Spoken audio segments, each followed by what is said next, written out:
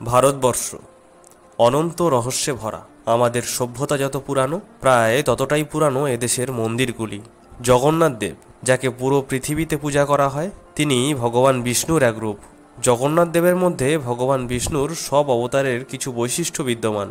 ভগবান বিষ্ণুর অষ্টম অবতার শ্রীকৃষ্ণের রূপেও জগন্নাথ দেবকে পূজা করা হয়। যেহেতু জগন্নাথ দেবের মূর্তি কাঠ দিয়ে তৈরি, সেজন্য অনেক ক্ষেত্রে ভগবান বিষ্ণুর নরসিংহ অবতার হিসেবেও গণ্য করা হয়।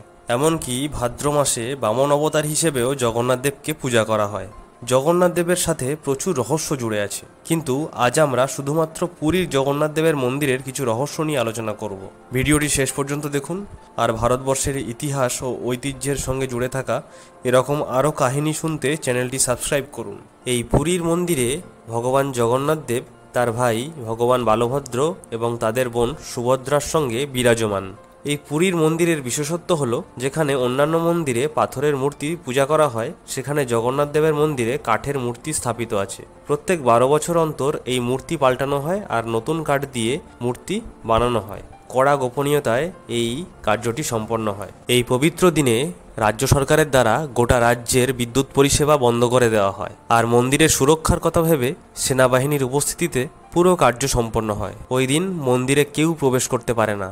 কেবলমাত্র প্রধান পুরোহিত চোখ বাঁধা অবস্থায় মন্দিরের ভিতরে প্রবেশ করেন আর কার্যটি সম্পন্ন করেন। মূর্তি বদলানোর সময় প্রধান পুরোহিত পুরানো মূর্তি থেকে কিছু পদার্থ বের করে নতুন মূর্তিতে স্থাপন করেন, যেটাকে বলা হয় ব্রহ্ম পদার্থ। যে সমস্ত পুরোহিত এই কার্য সম্পন্ন করেছেন, তাদের মতে এই ব্রহ্ম পদার্থ স্পর্শ করে তারা কোনো জীবিত বস্তুর উপলব্ধি করেছেন।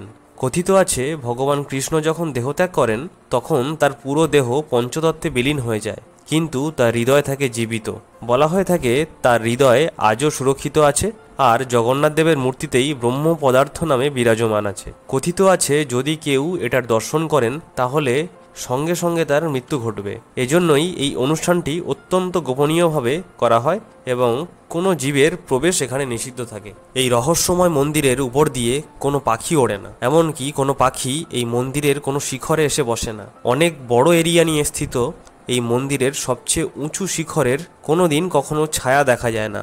এত বড় এক চূড়া, যার কোনো ছায়া দেখা যায় না, এটা জগন্নাথ দেবের মায়া নাকি কোনো সায়েন্টিফিক মিরাকেল, যার কোনো উত্তর পাওয়া যায় না। প্রত্যেক দিন সন্ধ্যায় এই জগন্নাথ দেবের মন্দিরের চূড়ায় অবস্থিত পতাকা পাল্টানো হয়। কথিত আছে, যদি কোনো একদিন পতাকা পাল্টানো না হয়, তাহলে পরবর্তী 18 বছর এই মন্দিরের দরজা বন্ধ থাকবে, সে যতই ঝড় বৃষ্টি বা দুর্যোগ হোক না কেন। কিন্তু কেন, যার কোনো উত্তর নেই।